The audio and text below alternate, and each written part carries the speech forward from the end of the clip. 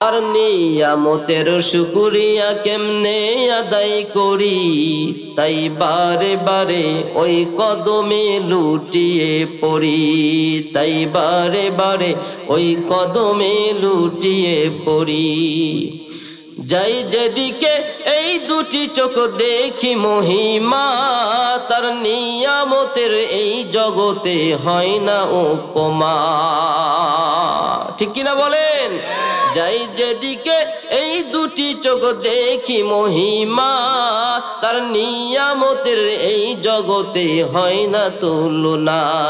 তাই দমে দমে এই জবানে সেই নামি সুরি, তাই দমে দমে এই জবানে সেই নামি সুরি, তাই বারে বারে ওই কদমে লুটিয়ে পড়ি।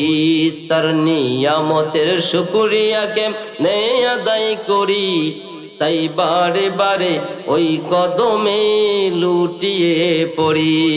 আল্লাহু আকবার বলেন। শুকরিয়া আদায় করে আল্লাহ তাআলার গুণগান শেষ করা যাবে? হ্যাঁ যাবে ভাই? যাবে না। আমার ভাইয়েরা, বন্ধুরা আমার, যে রব এত কিছু দিলেন আমার, বিনা চাওয়ায় আমার 7 বছরের জীবন দিলেন, বিনা চাওয়ায় অক্সিজেন ফ্রি করে দিলেন, এই মুক্ত বাতাস আমার জন্য আপনার জন্য বিনা চাওয়ায় বিনা দরখাস্তে আল্লাহ তাআলা আমার জন্য বাজেট করে দিলেন। আমি আপনি সেই নিয়ামতগুলো গ্রহণ করে আমার এই 3.5 হাত বডির ভিতরে আল্লাহ তাআলার কত কুদরত এখানে ফিটিং করে দিলেন। একটিবার খেয়াল করে দেখুন, আমি আপনি একটি গাছ লাগাই, ধরেন একটা কাঁঠাল গাছ, আমি কাঁঠাল খেয়ে কাঁঠালের বিচিটা মাটির জমিনের মধ্যে পুঁতে রাখছি। আমার কাজ ছিল আর্দ্রতাপূর্ণ একটা মাটির মধ্যে একটা কাঁঠালের বিচি শুধু ফালাইয়া রাখা। কানটা লাগাইয়া দেন, একটু মনটা আমার দিকে করে দেন, দৃষ্টিটা আমাদের দিকে করে দেন, আল্লাহ তাআলার দিকে দিলটাকে লাগাইয়া দেন।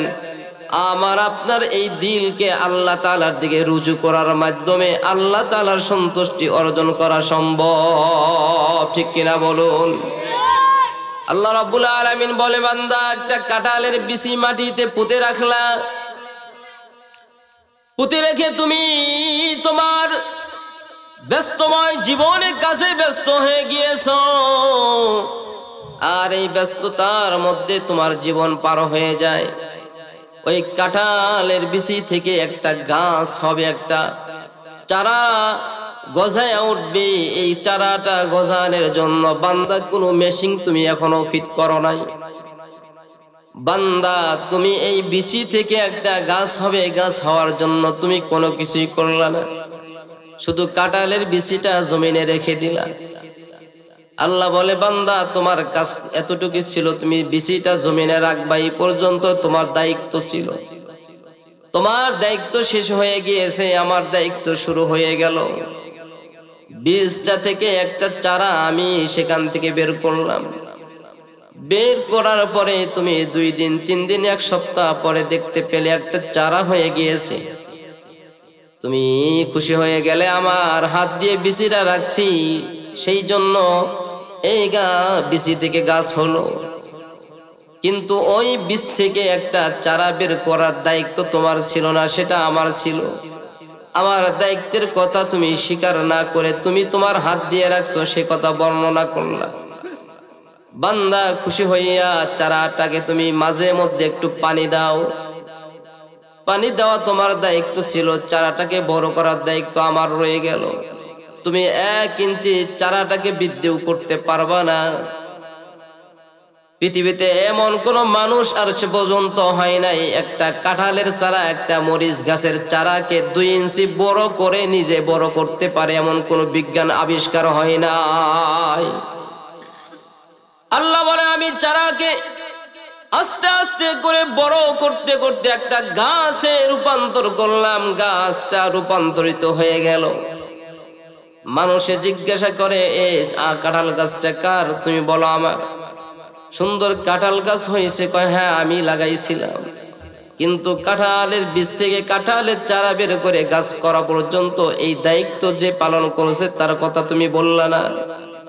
আচ্ছা বান্দা, নাই বললা, এই কাঁঠাল গাছ 1 বছর 2 বছর হয়ে যায়, কাঁঠাল গাছে কোনো কাঁঠাল আজ পর্যন্ত তোমার আসে না, তোমার মনটা বড় বেজার। আমি জানি তোমার ছেলে তোমার মেয়ে কাঁঠালের জন্য পাগল পারা হয়ে যাবে। বান্দা, তুমি এই কাঁঠালের জন্য পাগল পারা হয়ে যাইবা। এই গাছ থেকে কাঁঠাল বের না করে দিলে তোমার মনের আশা পূরণ হবে না। বান্দা, তুমি তো পারো না, আমি আল্লাহ তাআলা কাঁঠাল গাছের কাঠের ভিতর থেকে আমি একটা কচি ডাল বের করে সেখানে আমি কাঁঠালের মসি বের করে দিই। কথা বলেন ঠিক কিনা? বান্দা, কাঁঠালের মসি দেখে আমি আপনি সবাই খুশি হয়ে যায়। আমার নতুন গাছে কাঁঠালের মসি আসছে। মসজিদের ইমামের কাছে চলে যায়, হুজুর কাঁঠালের মসি আসে, কাঁঠাল টেকে না, একটু পানি পড়া দিবেন কি? হুজুর একটু পানি ভরা দেয়, কাঁঠাল গাছের মসির মধ্যে ছিটায় দিলে আমি আমার কোরআনের বরকত, কোরআনের আজমতকে ঠিক রাখার জন্য আমি আমার দায়িত্বকে শেষ করে দিই না। বান্দার ওই কাঁঠালের মসিকে আমি টিকাইয়া একটা কাঁঠালে রূপান্তর করে দিলাম, ভিতরে আবার অনেকগুলো কোষ দিয়ে আমি ভরপুর করে দিলাম। বান্দার এই কাঁঠালটা যখন পেকে যাবে, এই কোষগুলো যদি এলোপাতারি হয়ে যায়, একটা কোষ আর একটা কোষের সাথে মিলে যাবে, আর একটা কোষ আর একটা কোষের সাথে মিলে গেলে খাওয়ার সময় বান্দা কাউকে যদি খেতে দেয়, দেখবে একটা কোষের সাথে আর একটা কোষ মিলানো, হাত দিয়ে ছিঁড়ে দিলে মানুষ খেতে চাইবে না, দেখতেও অসুন্দর। এই জন্য আমি কাঁঠালের কোষগুলোকে এক একটাকে এক এক জায়গায় রেখে তাহার চতুর্দিকে আমি অনেকগুলো প্রতিবাদ আমি তৈরি করে দিয়ে কাঁঠালের কোষগুলোকে সুন্দর করে সাজায়া রাখি। বান্দার কাঁঠাল গাছে কাঁঠাল আসলো, কাঁঠালটা পেকে গেল, বান্দা খায়, বাজারে নিয়ে যায়, বিক্রি করে, কাঁঠালের ক্রেতা কাঁঠালটা কিনে নিয়ে আসে, বান্দা টাকা দিয়ে চাউল কেনে, চাউল কেন। ও বান্দা, ওই কাঁঠাল বিক্রি করে তোমার রুজি রোজগারের ব্যবস্থা হয়। বান্দা যে কেনে সে টাকাওয়ালা মানুষ, ওই মানুষটা আর একজন মানুষকে 10টা টাকা দেয়, ভাই এই কাঁঠালটা আমার বাড়িতে দিয়ে আসো। বান্দার বাড়িতে দিয়ে আসে, বান্দার ধনী মানুষ তাহার বাড়িতে কাঁঠালটা নিয়ে যাওয়ার পরে ভেঙ্গে স্ত্রী পুত্র পরিবার পরিজন সবাই মিলে খায়। ও বান্দা,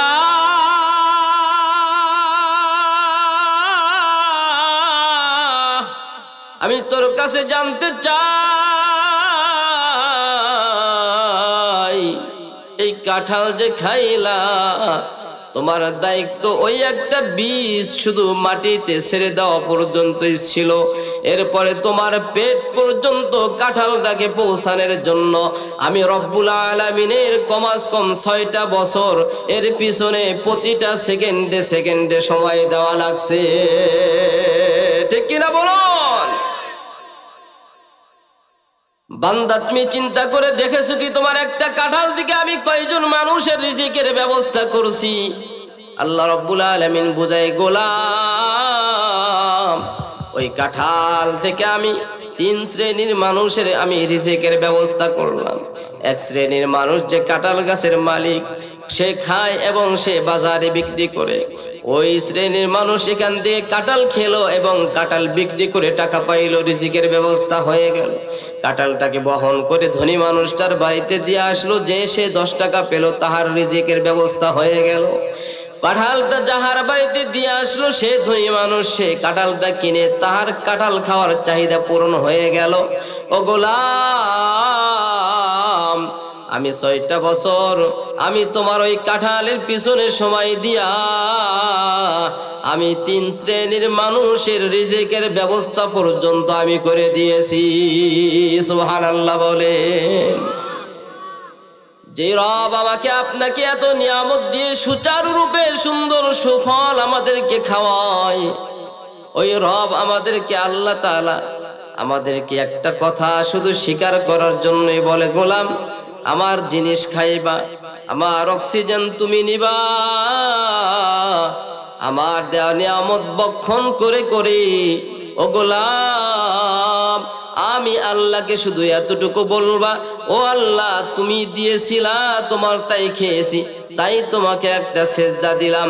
গোলাম টাকা চাই না, পয়সা চাই না, একটা সেজদা দিয়ে বলার সাথে সাথে আমার আর তোমার প্রতি যত নিয়ামত দিয়েছিলাম সব নিয়ামতের এই স্বীকারোক্তি দেওয়ার কারণে আমি আল্লাহ তোমার প্রতি সন্তুষ্ট হয়ে যাই। ঠিক কিনা বলুন? এটাই হলো রব। যে রবের কথা এতক্ষণ বললাম, সেই রবের দরবারে শুকর গুজার করছি আলহামদুলিল্লাহ। সম্মানিত উপস্থিতি, বিশ্বনবী সরকার দু জাহান সৈয়দুল মুরসালিন রহমাতাল লিল আলামিনের শানে আমরা দরুদ ও সালাম পেশ করে আমাদের মূল আলোচনায় চলে যেতে চাই। যে রব আমাদেরকে রাসূল আকরাম সাল্লাল্লাহু আলাইহি সাল্লামের উম্মত হিসেবে আমাদেরকে কবুল করে আমাদেরকে এত সৌভাগ্যবান করেছেন, যেই নবীর চেহারা দেখলে ক্ষুধা নিবারণ হয়ে যায়, যেই নবীর চেহারা দেখলে মানুষ অসহায় মানুষের মনের সমস্ত কামনা বাসনা পূর্ণ হয়ে যায়, যেই নবীর শাফায়াত ছাড়া হাসরের মাঠে কেউ মুক্তি পাবে না, যেই নবীর আগে কেউ জান্নাতে যাবে না, যেই নবীর উম্মতের আগে কোনো নবীর উম্মত জান্নাতে যেতে পারবে না। সকলে বলি সুবহানাল্লাহ। আল্লাহ তাআলা বিনা চাওয়ায় আরেকটা নিয়ামত আমাদেরকে দিয়েছেন, নবী মুহাম্মদের উম্মত হিসেবে আমাদের কবুল করেছেন। আপনারা খুশি না বেজার? ময়মনসিংহবাসী আপনারা বেজার না খুশি? যেই নবীর আদর্শ মানলে মানুষ সফলতা পায়, যেই নবীর আদর্শ ছাড়লে মানুষ সফলতা তো দূরের কথা, দুনিয়া ও আখিরাতের চিরস্থায়ী জাহান্নাম তার জন্য তৈরি হয়ে যায়। ঠিক কিনা বলেন? এবার আসেন আল্লাহ তাআলা আরেকটা নিয়ামত যাহার শুকরিয়া আদায় করা দরকার। আল্লাহ তাআলার আরেকটা নিয়ামত আমাদের কাছে আল্লাহ রাব্বুল আলামিন আখিরি জামানার পয়গম্বর হিসেবে কবুল করে আল্লাহ তাআলা বলেন, ও দুনিয়ার মানুষ, আরেকটা নিয়ামত তোমাকে দিয়েছি। যেই নবীর উম্মত হয়েছো ওই নবীর উপরে আমি একটা গাইড, একটা বুক আমি নাজিল করছি। যেই গাইড অনুসারে তোমার জীবন যদি তুমি পরিচালনা করতে পারো তাহলে তোমার জীবন ধন্য। যেই গাইড এবং বুক তোমার জীবনের একমাত্র কান্ডারি হবে, যেই গাইড এবং বুক যাহাকে অনুসরণ তোমার ব্যক্তিগত জীবন থেকে নিয়ে রাষ্ট্রীয় জীবনের সর্বোচ্চ স্থান পর্যন্ত বাস্তবায়ন করতে পারলে তোমার এই 55,000 বর্গ মাইলের এই সবুজ শ্যামল দেশ শুধু দেশ থাকবে না, এটা একটা চিরস্থায়ী একদম জান্নাতের একটা মিনি মডেল হিসেবে তৈরি হবে। সেই গাইডটার নাম কি আপনারা বলতে পারেন? জোরে বলেন, কি নাম?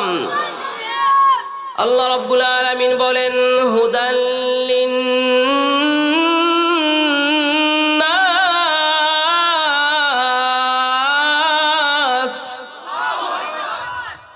আমি আল্লাহ রাব্বুল আলামিন তোমার এই জীবনকে সফল করার জন্য তোমাকে যেই নবীর উম্মত হিসেবে আমি কবুল করলাম, সেই নবীর উপরে আমি এই মহাগ্রন্থ আল কোরআনুল কারীমকে নাজিল করে দিলাম। ও গোলাম, তোমার যেই কোরআনুল কারীম তোমার নবীর উপরে আমি নাজিল করে দিয়েছি, এই কোরআন গোটা মানব জাতির জন্য একমাত্র সুফত পাওয়ার একমাত্র হাতিয়ার, গোটা মানব জাতির জন্য একমাত্র হেদায়েতের গ্রন্থ এই কোরআনুল কারীমকে আমি তোমাদের কাছে দিয়েছি। আমরা জিজ্ঞাসা করলাম, রব্বুল আলামিন, এই কোরআন যেটা আমাদের হেদায়েতের জন্য দিয়েছো, এই কোরআনের ভিতরে আমরা কি কি পাবো, আমাদের কি কি সমস্যার সমাধান আমরা পাবো? আল্লাহ রাব্বুল আলামিন কোরআনুল কারীমের মধ্যে উত্তর দিয়ে বলেন, তিবিয়ানাল লিকুল্লি শাই।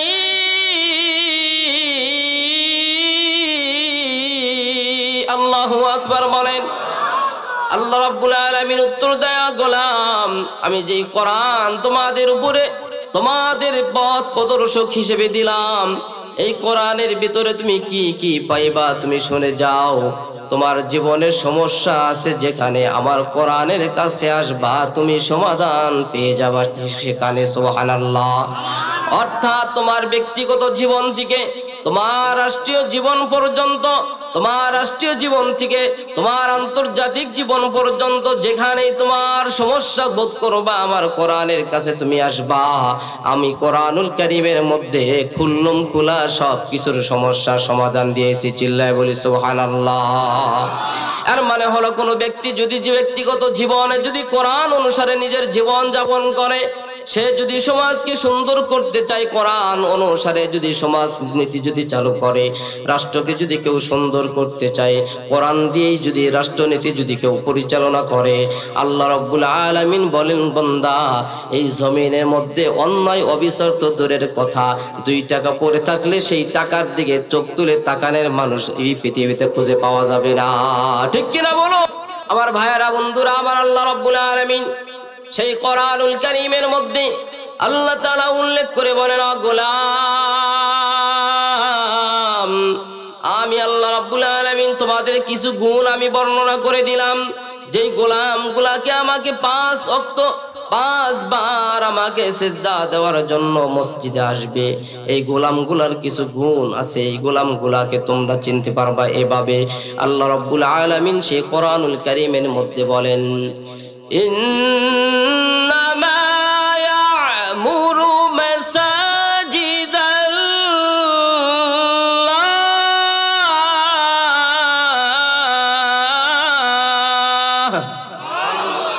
আল্লাহ রাব্বুল আলামিন বলেন, ও দুনিয়ার মানুষ, এই পৃথিবীতে যারা আমাকে সিজদা করে দিনে 5 বার, যেই জায়গাটায় সিজদা করে ওই জায়গার নাম হলো মসজিদ। যারা সিজদা করে তারা হলো মসজিদ আবাদকারী। আল্লাহ রাব্বুল আলামিন বলেন, ইন্নামা ইয়া'মুরু মাসাজিদাল্লাহ। ও দুনিয়ার মানুষ, নিশ্চয়ই তারা যারা আল্লাহ তাআলার মসজিদকে আবাদ করে। আমরা জিজ্ঞাসা করলাম, রব্বুল আলামিন কারা মসজিদকে আবাদ করে?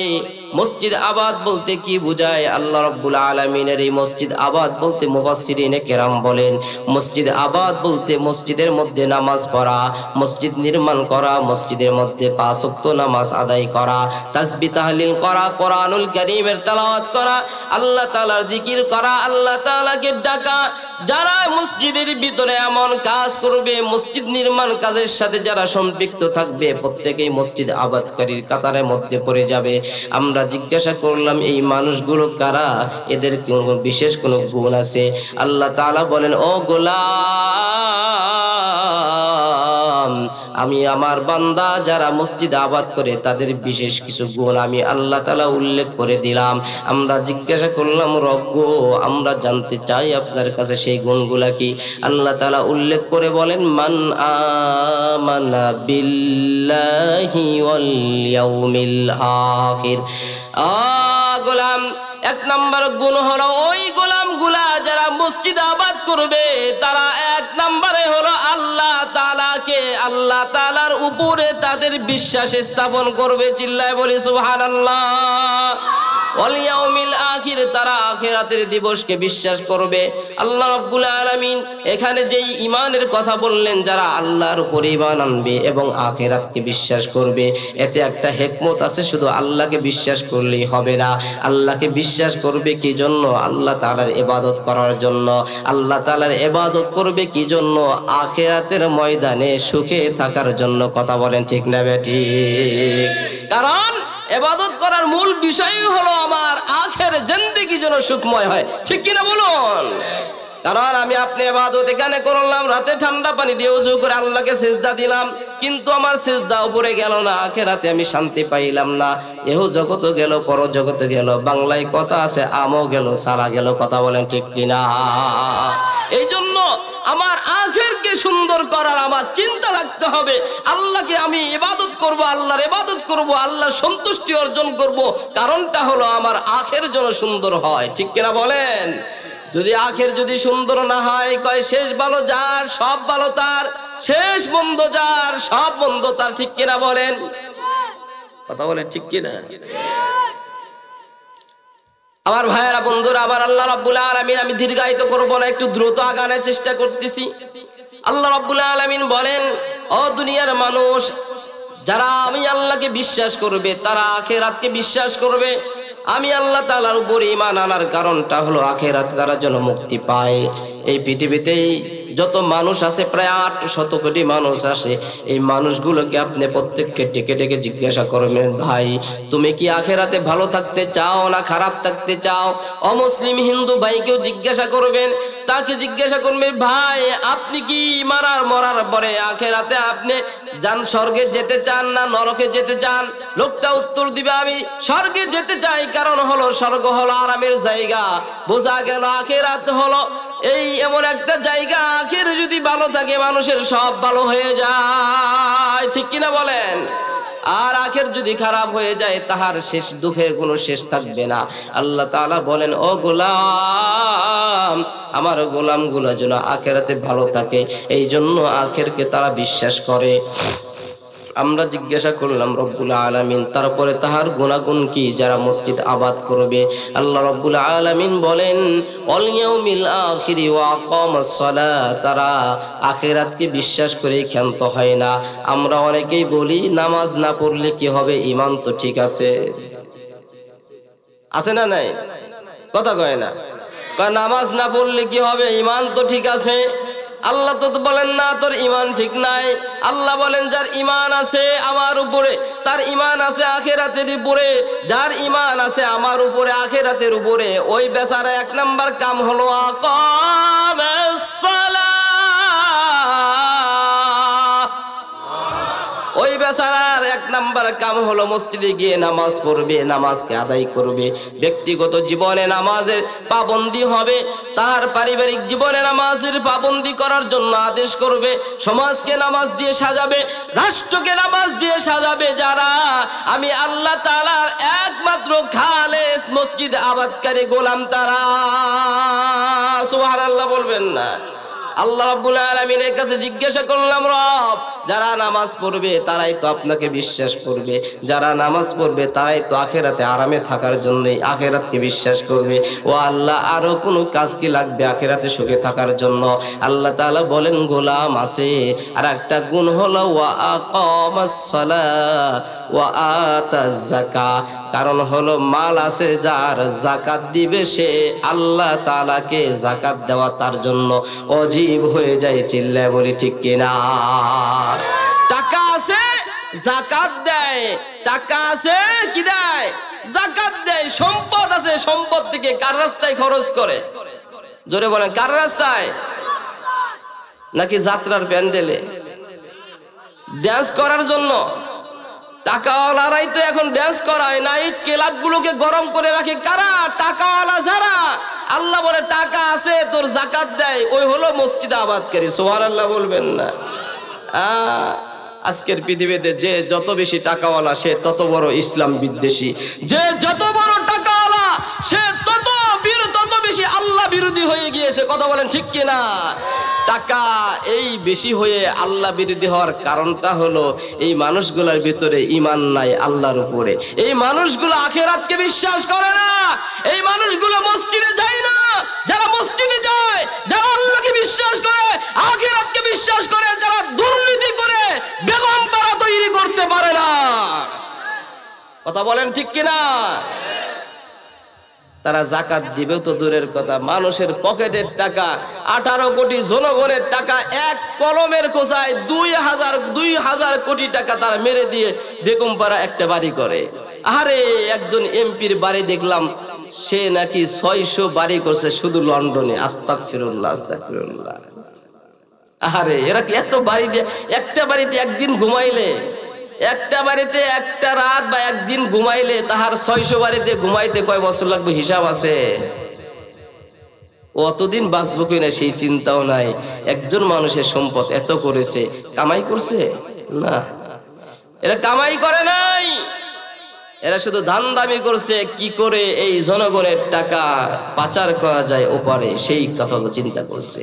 তারা যাকাত দেয় না, এই জনগণের যাকাতের টাকা আরো মেরে খেয়ে তারা বেগমপাড়া তৈরি করছে। হাজারো কোটি টাকার মালিক হয়েছে যারা, তারা আর যাই কিছু হোক আল্লাহ তাআলার কাছে মসজিদ আবাদকারী ইমানদার হিসেবে, ভালো মানুষ হিসেবে পরিচিত হতে পারবে না।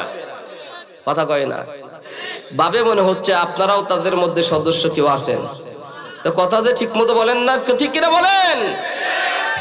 আমার ভাইয়েরা, বন্ধুরা আমার, কথা খুব একটু দ্রুত আগায়, আমার আলোচনা মূল বিষয় যেটা আমি সামনে যাব, যেটার জন্য আপনারা বসে আছেন সেই বিষয়ে যেতে হবে। আল্লাহ রাব্বুল আলামিন বলেন ওয়া আকামাস সালাতা ওয়া আতাজ যাকাত ওয়া লাম ইয়াখশা ইল্লাল্লাহ। আল্লাহ রাব্বুল আলামিন বলেন ও গোলাম, যারা আমি আল্লাহর উপর ঈমান আনবে তারাই তো আখিরাতকে বিশ্বাস করবে। যারা আখিরাতকে বিশ্বাস করবে তারা যাবে মসজিদে, তারা যাকাত দিবে, সম্পদের যাকাত দিবে, দেহের যাকাতও দিবে। তারা আমি আল্লাহকে সেজদা করবে, সমাজকে নামাজ দিয়ে সাজাবে, তারা যাকাত ব্যবস্থা তারা তৈরি করবে। কথা বলবো, আমাদের খেয়াল করুন, সে আল্লাহ রাব্বুল আলামিন বলেন ও গোলাম, এই মানুষগুলার ভিতরে আর একটা গুণ আছে, আমি আপনি জিজ্ঞাসা করলাম রব্বুল আলামিন সেই গুণটা কি আমরা জানতে চাই। আল্লাহ রব্বুল আলামিন বলেন ওয়ালাম ইয়াখশা ইল্লাল্লাহ, ওই মানুষগুলার অন্তরের ভিতরে আল্লাহ ছাড়া কোনো ভয় নাই। আল্লাহু আকবার বলেন। আমরা আল্লাহ ছাড়া কাউকে ভয় করি? যতই না এখন আমার বিশ্বাস হয় একটা যদি ঘ্যাগু ব্যাং চিনেন তো, একটা হলো ঘরের ব্যাং কোনো ব্যাং, আর একটা হলো বুঝে পুকুরে থাকে বড় বড় গাল ফুলে যায়, কি ব্যাং কোন আপনারা? একটা ব্যাং ছেড়ে দিলে তো একটারও খুঁজে পাওয়া যাবে না, আগে আমি চলে যাবো তারপর আপনারা চলে যাবে, ঠিক কিনা বলেন? আল্লাহ ছাড়া কাউরে ভয় করি না। আল্লাহ বলেন ওয়ালাম ইয়াখশা ইল্লাল্লাহ, ওই মানুষগুলার দিলের ভিতরে আল্লাহ ছাড়া কোনো ভয় নাই। এই পৃথিবীতে যারা অবিচার অনাচার করে মানুষের উপরে খবরদারি করে চালাইছে, যারা অনেক মানুষ নিজের মনের ভিতরে হাজার হাজার ঘৃণা রাখার পরেও তাদের ভয়ে চুপ করেছিল। কথা বলেন ঠিক কিনা? জোরে বলেন ঠিক কিনা? আল্লাহ ছাড়া আমরা কাউকে ভয় করি না। এর ভিতরেও এমন কিছু মানুষ তারা তৈরি হয়ে গিয়েছিল এই জুলুম নির্যাতনের বিরুদ্ধে নিজেদের জীবনকে বাজি রেখে, নিজের তাজা বুকের তাজা রক্ত বুলেটের সামনে দাঁড়াইয়া অন্যায়ের প্রতিবাদ করতে গিয়ে জীবন দিয়ে তারা এই দেশকে মুক্ত করেছে জানোয়ার হায়ানা জানোয়ারের হাত থেকে। কথা বলে ঠিক কিনা? তারা শুধু সাধারণ জালিম ছিল না, তারা শুধু সাধারণ জালিম ছিল না। মুরব্বী, কোরআন আর হাদিস থেকে কথা বলতেছি, দেখেন কোন দিকে যায়, আপনি চুপ করে শোনেন, কোন দিকে যান শুনেন, একটু সেদিকেই যাবে কথা। আমি কি ভুল বলতেছি ভাই? আপনারা বেজার হইতেছেন? দেখেন আমি আলোচনা, চান হাত তুলে দেখান, লিল্লাহে তাকবীর, লিল্লাহে তাকবীর। ও আল্লাহ, আমাদেরকে আরশের নিচে ছায়া করে দিয়েন। আল্লাহর নবী সাল্লাল্লাহু আলাইহি ওয়াসাল্লাম যারা ওই আরশের নিচে যারা ছায়া পাবে তাদেরকে আল্লাহ রাব্বুল আলামিনের আরশের নিচে ছায়া যারা পায় আল্লাহ তাআলা দিবেন। তাদের গুণাগুণ, তাদের পরিচয় আল্লাহ রাব্বুল আলামিনের নবী আমাদের সামনে তুলে দেয়। ও দুনিয়ার মানুষ শুনে যাও, আরশের নিচে ছায়া সবাই পাবে না। টাকা থাকলেই ছায়া পাওয়া যায় না, ক্ষমতা থাকলে আরশের নিচে ছায়া পাওয়া যায় না। যদিও আজকে দুনিয়ায় টাকা আছে যার, বড় বিল্ডিং আছে তার, টাকা নাই যার, মাথার উপরে ছায়া নাই তার। টাকা যার আছে দাম তার আছে, সম্পদ যার আছে তাহার সমাজের দাম আছে। যে সে যত বড় অন্যায়কারী হোক না কেন তাকে আমরা দাম দেই। আল্লাহ রাব্বুল আলামিন বলেন ও দুনিয়ার মানুষ শুনে যাও, আমার আরশের ছায়া ছাড়া ছায়া তো পাইবা না। ওই জমিনটা যখন নিচ থেকে তাপ দিবে, আমার সূর্যটা উপর থেকে তাপ দিবে, তোমার মাথার মগজগুলো টস টস টস টস করে জমিনে গলে গলে পড়বে। গোলাম, আমি আমার পছন্দের কিছু বান্দাদেরকে আমার একটা আরশ আছে, আরশের ছায়ার নিচে ছায়া দিব। ওই ছায়া যারা পাবে তাদের এক নম্বরে কাতারে নাম লেখা থাকবে তারা আল ইমামুল আদিল, ন্যায় বিচারক শাসক যারা। সুবহানাল্লাহ বলেন। ন্যায় বিচারক শাসক যারা আরশের নিচে এক নম্বরে ছায়া পাবে তারা। ন্যায় বিচারক বিচারপতি যারা আরশের নিচে ছায়া পাবে তারা। ন্যায় বিচারক এমপি মন্ত্রী যারা আরশের নিচে ছায়া পাবে তারা। ন্যায় বিচারক চেয়ারম্যান যারা আরশের নিচে ছায়া পাবে তারা। ন্যায় বিচারক মেম্বার যারা আরশের নিচে ছায়া পাবে তারা। ন্যায় বিচারক মাতব্বর যারা আরশের নিচে ছায়া পাবে তারা। অন্যায় বিচার করবে যারা আরশের নিচে ছায়া পাবে না তারা। ঠিক কিনা বলেন? বিশ্বনবী মুহাম্মদুর রাসূলুল্লাহ সাল্লাল্লাহু আলাইহি ওয়াসাল্লাম ন্যায় বিচারক শাসকদের পরিচয় দেয়। এই পৃথিবীতে আমরা যত বিচারপতি দেখি, বিচারক দেখি, বিচারপতি টাকা আছে যার, বিচারপতি রায় দেয় তার পক্ষে। কথা বলেন ঠিক না বেটি?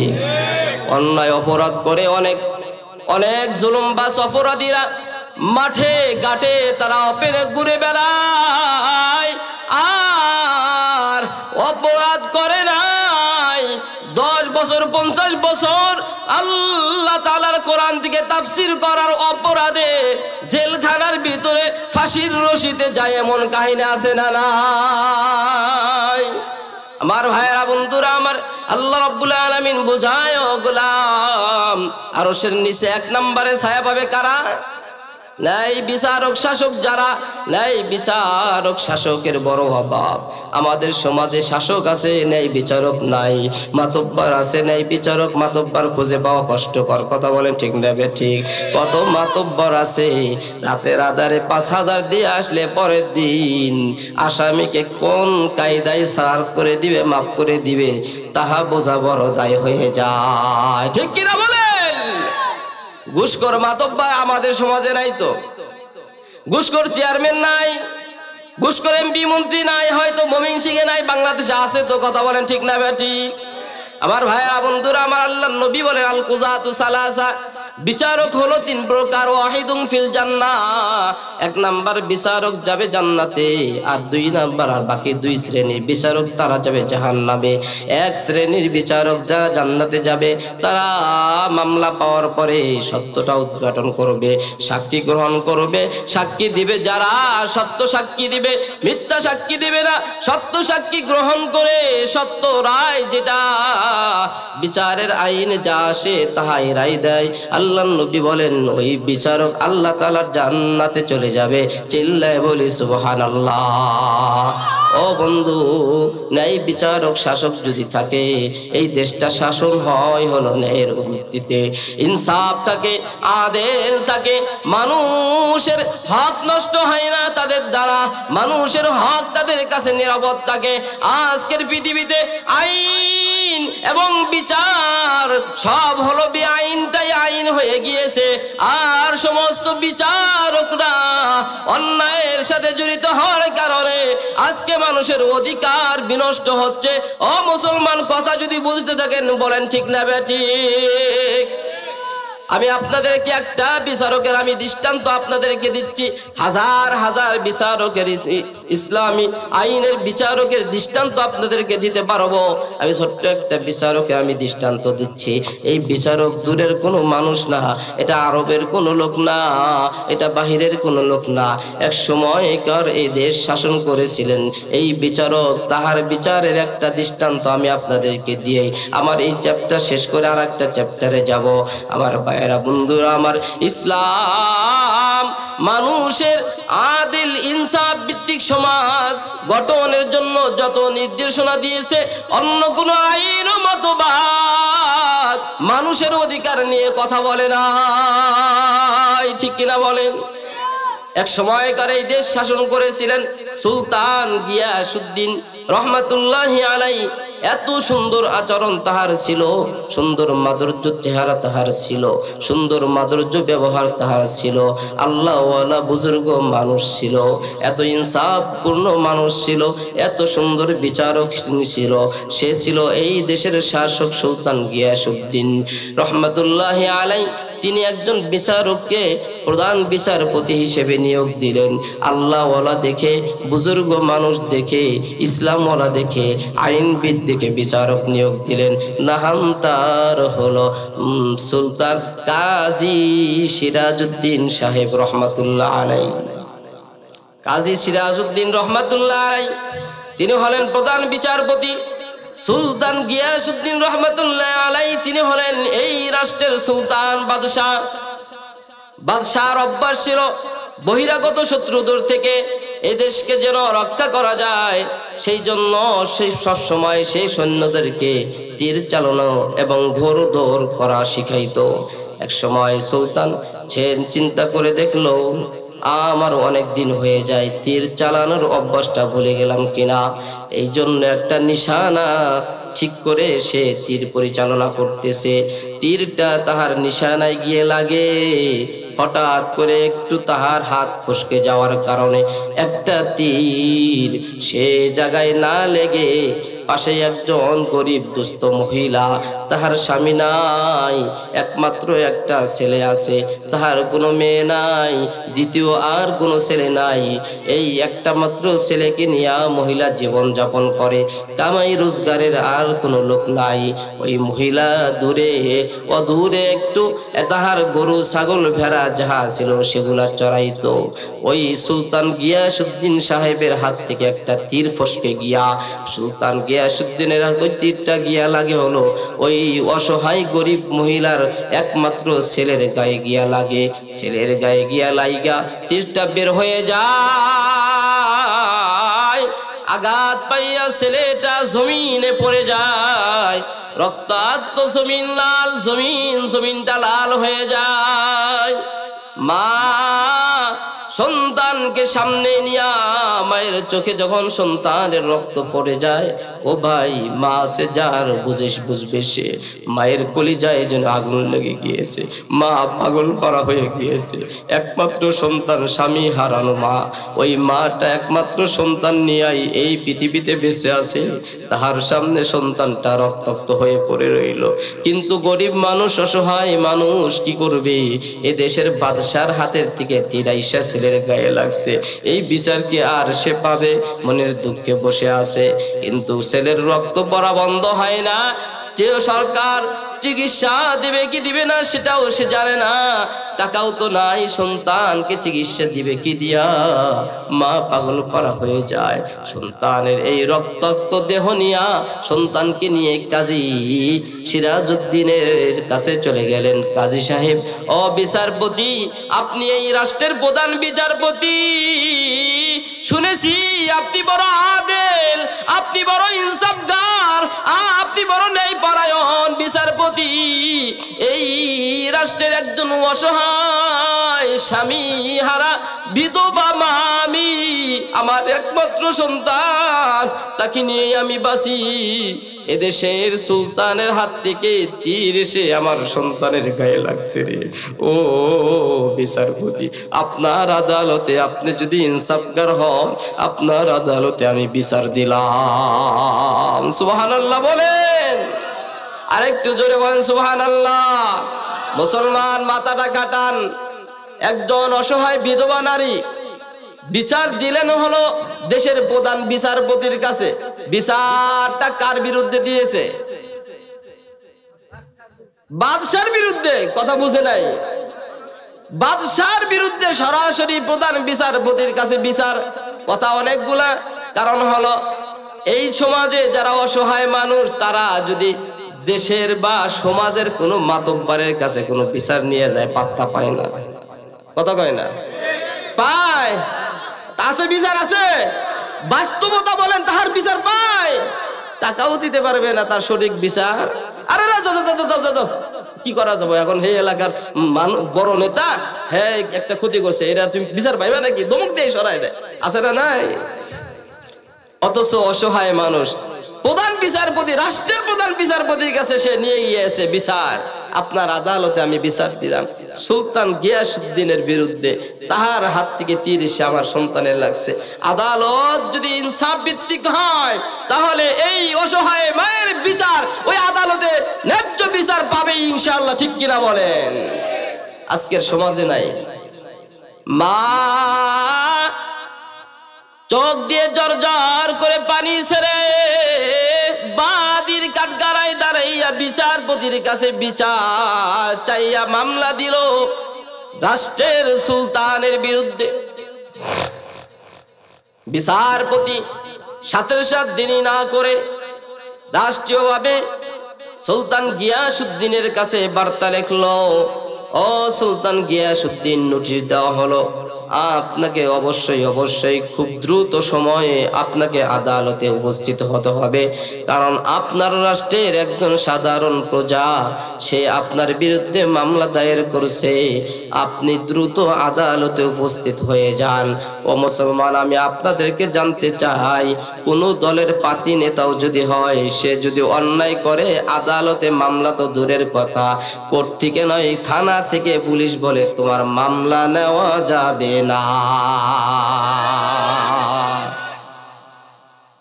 উপমহাদেশের মধ্যে বিখ্যাত 10 জন আলেমের মধ্যে 10 জন হাদিস বিশারদের মধ্যে একজন হলো কাজী ইব্রাহিম।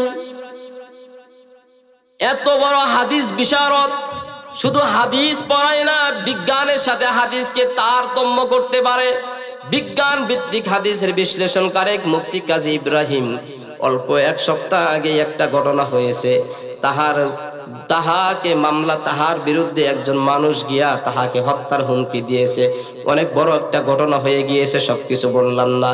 মনের ব্যথায় কার কাছে বিচার দিবে, থানায় গিয়েছে একটা জিডি করার জন্য। থানার থেকে এই যে 1 সপ্তাহ আগে থানার থেকে বলে দিয়েছে, কাজী সাহেব আপনি যত বড় হাদিস বিশারদ হন না কেন, যত বড় মুফতি হন না কেন, যে নেতার বিরুদ্ধে আপনি মামলা দিতে আইছেন, আমার দ্বারা তাহার মামলা নেওয়া সম্ভব না।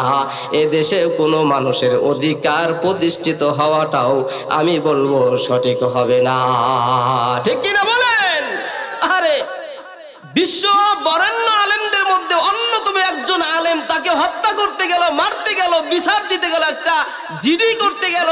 যেই দেশের মানুষ, যেই দেশের মামলা বিচারপতিরা মামলা নিতে পারে না, জিডি নিতে পারে না, ওই সমস্ত নারাজি বাঙ্গা বিচারপতি দিয়ে দেশের সভ্য আইন পরিচালিত হতে পারে না। আপনারা বেজার হইতেছেন? মুরব্বী কথা ঠিক আছে এবার? হ্যাঁ, তাহলে আপনি আগে বেজার হইলেন কেন? দেখেন আমি কি বলি। হ্যাঁ, বেজার হয় না, শুনেন, খালি শুনেন। ভাই বেজার হইতেছেন? হ্যাঁ, পাল্টাই নাকি অন্য ডানমো? দেখেন কোন জায়গায় যায়। সমস্যা কি? কি সেটা দিচ্ছেন?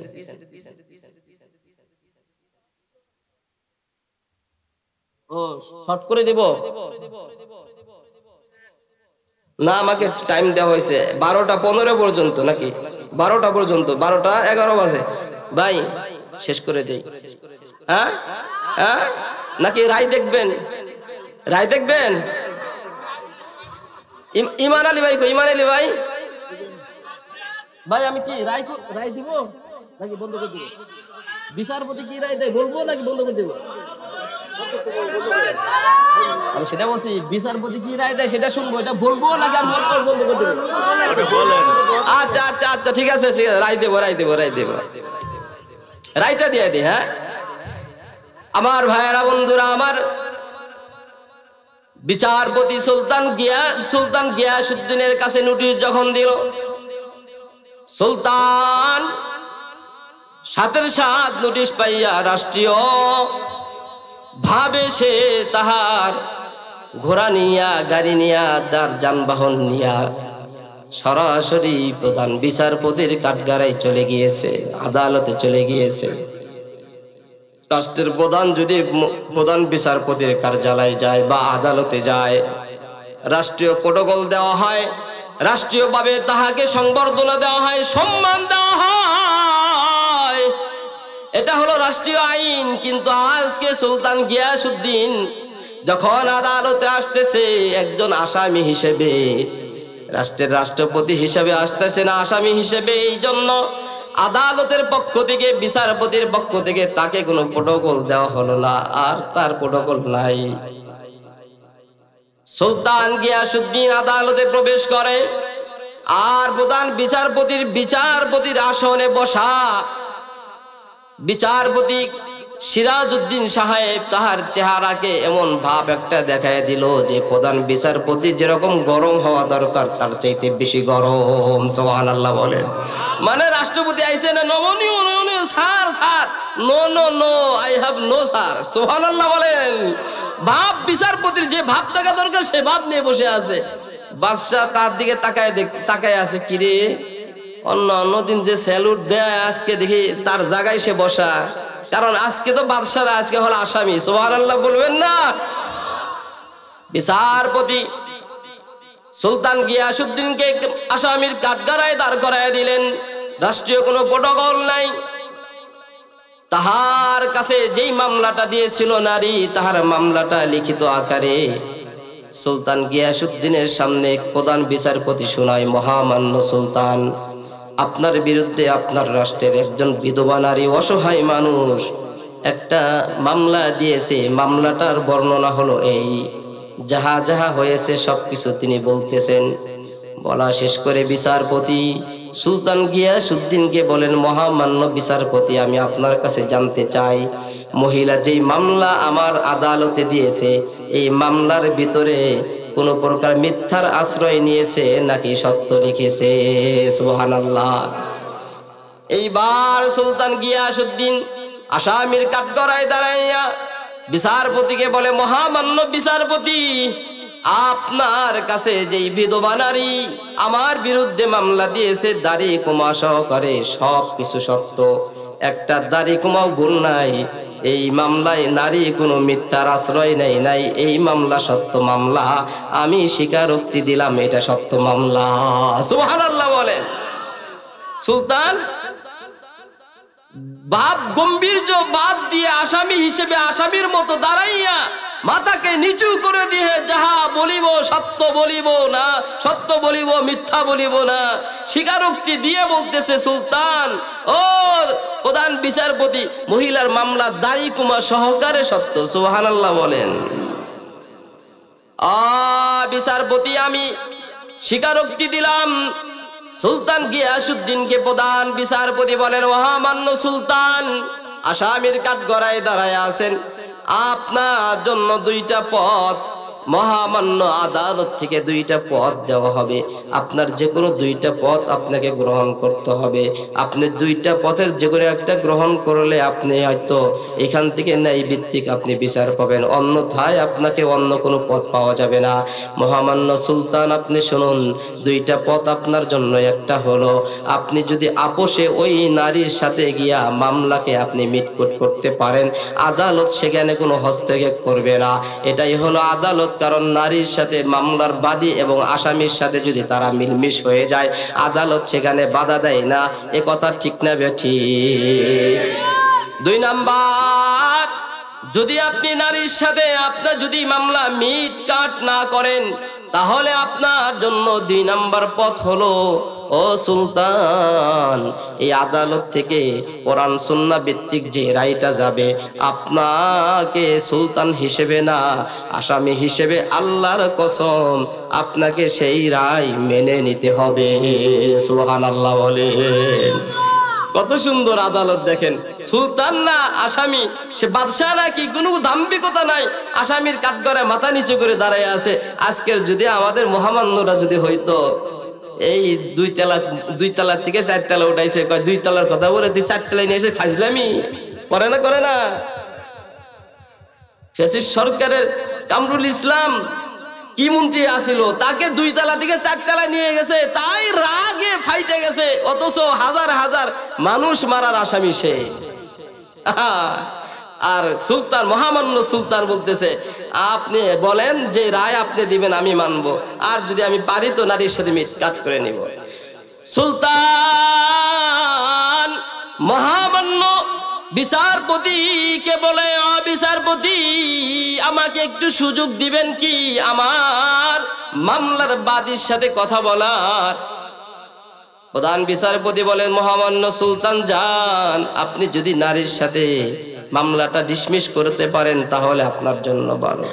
বিচারপতি এই কথা বলার সাথে সাথে আসামির কাঠগড়া থেকে সুলতান বের হয়ে, আসামির কাঠগড়া থেকে বের হয়ে ওই নারীর কাছে চলে গেলেন, গিয়া মাথাটা নিচু করে দিলেন, চোখ দিয়ে ঝরঝর করে পানি ছেড়ে দিলেন, ডাক দিয়ে বলে, মা,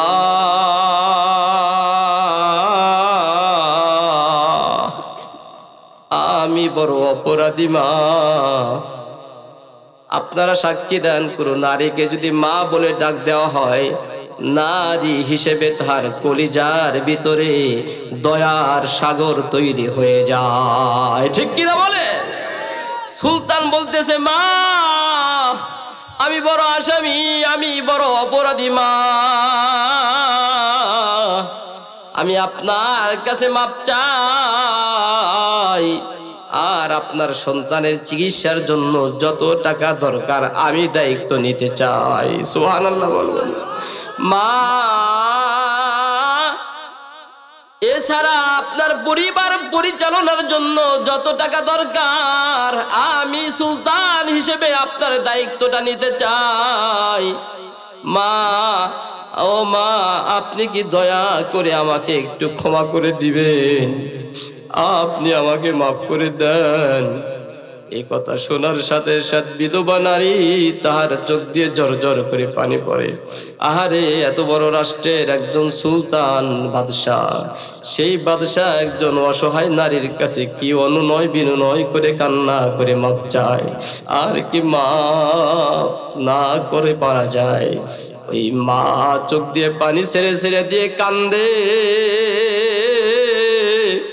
আর ডেকে ডেকে বলে, মহামান্য সুলতান, আমি জানতাম না একটা দেশের বাদশাহ এত নমনীয় হতে পারে, একটা দেশের বাদশাহ এত মায়াবী হতে পারে।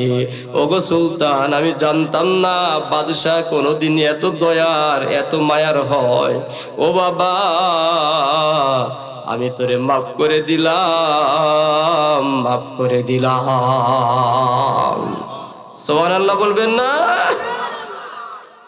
বাদশাহ নারীর কাছ থেকে সরে নাই। বাদশার কাছ থেকে মাটা তাহার বাদির কাঠ গড়াই গিয়া দাঁড়াইয়া রাষ্ট্রের প্রধান বিচারপতিকে ডেকে বলে, ও বিচারপতি সিরাজ, আমার দায়কৃত মামলা যাহা আপনার কাছে আমি মামলা দিয়েছিলাম বাদশার বিরুদ্ধে, আমি আদালতে উপস্থিত হয়ে আমি আপনার কাছে আমি সেই মামলা উত্থাপন করার জন্য, মামলাকে উড্ড করার জন্য আবেদন করেছি। বিচার আমি পেয়ে গিয়েছি, বাদশাকে মাফ করে দিয়েছি, বাদশার বিরুদ্ধে আমার কোনো অভিযোগ নাই। সুবহানাল্লাহ বলেন। বিচারপতি বললেন, মা, আপনার মামলা উড্ড করা হলো, আপনি কি সন্তুষ্ট? কয়, জি হ্যাঁ সন্তুষ্ট।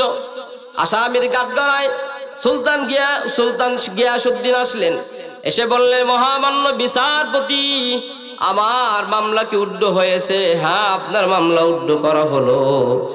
এবার বাদশাকে বিচারপতি বলেন, আপনাকে এই মামলা থেকে আদালত থেকে আপনাকে মুক্ত করা হলো, আপনাকে জামিন দেওয়া হলো, মুক্তি দেওয়া হলো, আপনার বিরুদ্ধে আর আদালতে কোনো মামলা নাই। সুবহানাল্লাহ বলেন। এখন আপনি একজন মুক্ত সুলতান। এইবার সুলতান বলতেছে, ও বিচারপতি, আমার আপনার কাছে কিছু কথা আছে। ভাই কি? এই কথা বলতে বলতে তাহার আস্তিনের নিচ থেকে নাঙ্গা তরবারি, চকচকে একটা ধারালো তরবারি বের করে কয়, দেখছেন এটা কি? আদালত গরম, হাতে নাঙ্গা তরবারি। সুলতান বলে, দেখছেন এটা কি?